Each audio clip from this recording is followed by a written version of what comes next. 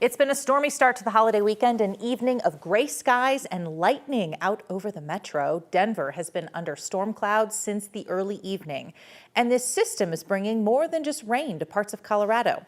Thanks for joining us on this Weather Impact Alert Day. I'm Jennifer Meckles. Our crews were busy chasing storms all over the metro region tonight. Areas south of Denver, like Elizabeth, saw some rain and a decent amount of hail. This video is taken from Legacy Circle in Elizabeth, where you can see it started to pile up alongside the road. Let's bring in Corey Reppenhagen first to walk us through where we've been, where we are right now, and then we'll check in on some of the other hail reports we've gotten. Yeah, where we are right now is it does look like the severe weather threat has diminished for our area, and over the next hour, the other smaller thunderstorms will also move out by 11 o'clock. You can see across the city right now, very foggy, misty. These clouds will continue to lower, and we could be looking at a dense fog situation here across the Denver metro area, much of the Front Range and Eastern Plains. You can see these counties marked in gray. That is a dense fog advisory that goes all the way till noon tomorrow. Quarter-mile to half-mile visibility will be possible. That's how you're going to start your morning tomorrow. We do still have some thunderstorms in the area.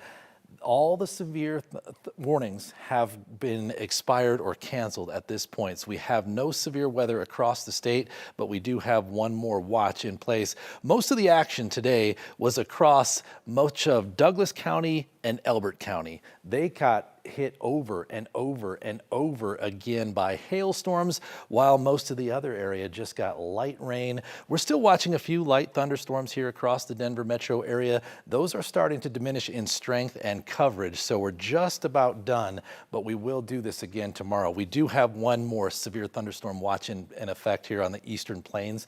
That goes till 4 o'clock. 2-inch hail still possible tonight. Here's your day in Denver tomorrow.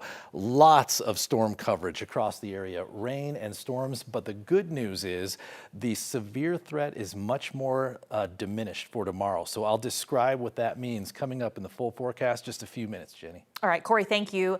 9 News reporter Colton Chavez has been out chasing storms for us tonight. He's been all over the place, started in Elbert County, then went back to Castle Rock, Douglas County. Now he's in Centennial in the southern metro. Colton, my goodness, the amount of mileage that you have covered today, but at one point, even you had to take cover during a hailstorm. I mean, I think you said it perfectly. I don't think there's a portion of the state that me and my photojournalist, Amy Hunter, haven't been to today, and we've seen a little bit of everything. We've seen sunshine, we've seen hail, we've seen rain, we've seen wind, and at one point it got a little bit rough for us as well, because when we were in the Castle Rock area, I want to go ahead and show you guys some of this video that we took.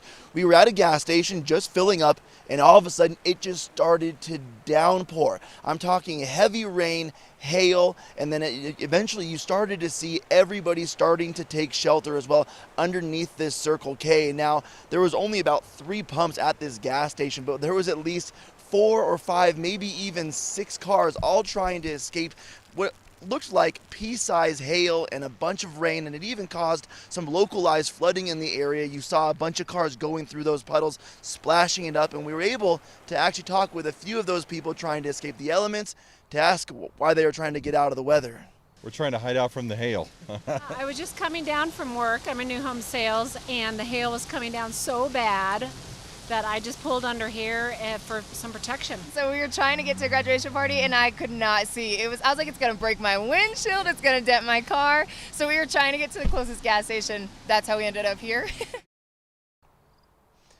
I was talking with that last driver, and I was like, man, this is graduation season. I can't imagine how this wild weather has probably ruined several of those parties already. And even for us driving up I-25 northbound lanes, a ton of fog in the area as well. And Jenny, one thing I do want to point out before we get out of here is we're at a Centennial Center Park, and they have the sprinkler system going on right now. Now, I'm not a groundskeeper. I have no idea whether or not some extra watering is needed, but I think that if the ground is so saturated right now with rain, if you're watching this, Centennial people, and you want to turn them off, it might be a safe time to do so.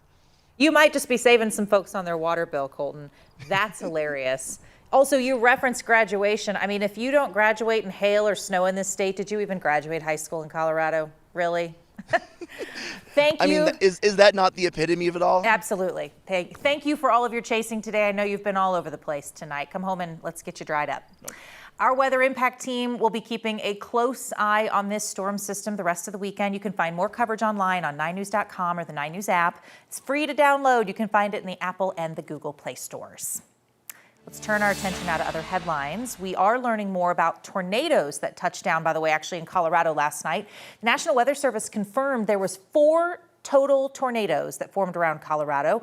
NWS Boulder says 3 of them touched down across Logan and Washington counties. There was an EF2 and an EF1. NWS says those tornadoes snapped down power poles and trees. And then another tornado touched down in Kit Carson last night, spotted southwest of Sterling before it fell apart in Akron. Right now, Denver police are looking for a motorcyclist they say hurt a scooter rider in a hit-and-run crash last night. That happened downtown near the intersection of 26th and Larimer just before 10:30. Denver police say the scooter rider was hurt pretty badly in that crash, ended up at the hospital. No word yet on how they're doing tonight. The case is also still under investigation. Police are working to identify the motorcyclist. And if anybody has information they would like to hear from you, please call Metro Denver Crime Stoppers. 3 people got hurt in a crash after deputies tried to pull over a group in Fort Collins last night. Larimer County Sheriff's Office says deputies tried to make a traffic stop near the intersection of Roma Valley Drive and Napa Valley Drive when the driver refused to stop, tried to escape. Deputies performed a pit maneuver, causing that driver to lose control and ultimately crash into a tree. The driver and 2 other people in the car were all hurt and went to the hospital. The Loveland Police Department is now investigating.